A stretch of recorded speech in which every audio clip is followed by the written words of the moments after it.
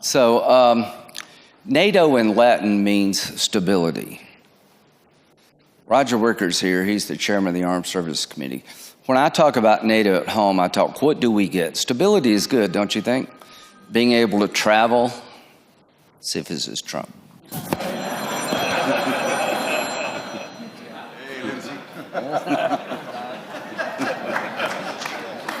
He would have gladly talked, I'm sure. Okay, so NATO is good because it creates stability. It's better to have partners than it is to go it alone. So when I'm at home, why does it matter what happens in the Mideast? I believe there are people who want to kill us all and change our way of life because they're religious fanatics. You can stop fighting them, but they're not going to stop fighting you.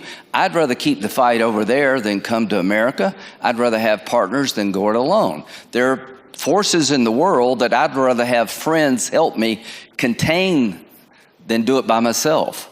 I want stability. I don't want war. So NATO has stood the test of time. Not one NATO nation has ever been invaded by a nation state. It works. So we're expanding. That's a good thing.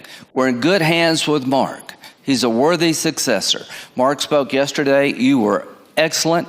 I am so glad you have this job. You've got a real sense of where we need to go. Frustrating for American politicians goes back to Sam Nunn. Sam Nunn, remember Sam Nunn? I would say he's not Donald Trump, but he threatened to withdraw 30,000 troops a year unless NATO hit their target. This goes long and deep in America on both sides of the aisle. We feel like we've done more and you've done less, and everybody's under pressure at home. So it's not 2%, it's not 3.5% to me, it's what do we want to achieve? The spending needs to be based on the threat. I think there are a lot of threats that would justify 3.5%. Finally, the American Senate is firmly in NATO's camp. There's an isolationist movement in the Republican Party, and our liberal friends, Bernie Sanders, wanted to cut the military budget yet again. We've dealt with that since the founding of NATO. But NATO, we need it now more than ever. And let me tell you why. Putin would not invade a NATO nation, in my view, because he understands the consequences would be too severe. Do you agree with that? We got to make him believe he's right.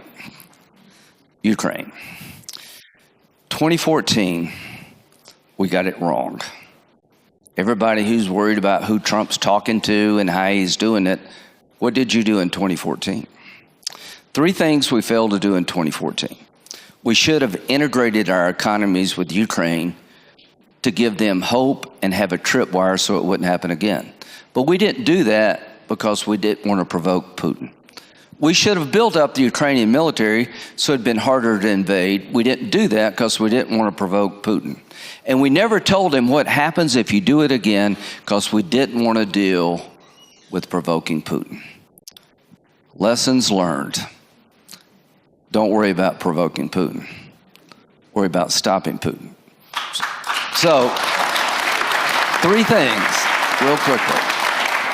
This minerals agreement between the United States and Ukraine is a game changer because President Trump can go to the American people and say Ukraine's not a burden, it's a benefit.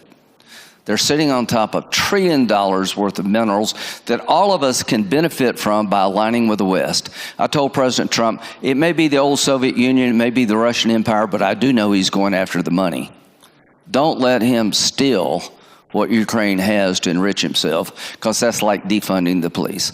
So if this minerals agreement happens, it's a nightmare for Putin because we have something to defend that we didn't have before.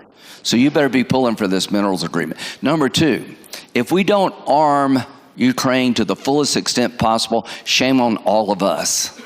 They need more F-16s, not less, and we make them in South Carolina. And all of us are going to help them buy this stuff because they don't have enough money themselves to have a like 1.3 million person army. But we'd be stupid in the next decade not to create the most lethal Ukrainian army possible as a form of deterrence. And finally, NATO. I'm all for Ukraine being in NATO, but it's up to the members of NATO. I don't want to take off their potential of getting into NATO, but I'm not so sure the market will bear they go into NATO right now. I'm just being honest with you. But here's what I think we could sell. If you ever do this again, Putin, if you ever have a military incursion into Ukraine again, that will trigger automatic admission into NATO by Ukraine. We should have done that in 2014. How many of you believe if that had been in place in 2014, Putin wouldn't have invaded? I don't think he would have if he knows that would put him in NATO. So thanks for having me. Great.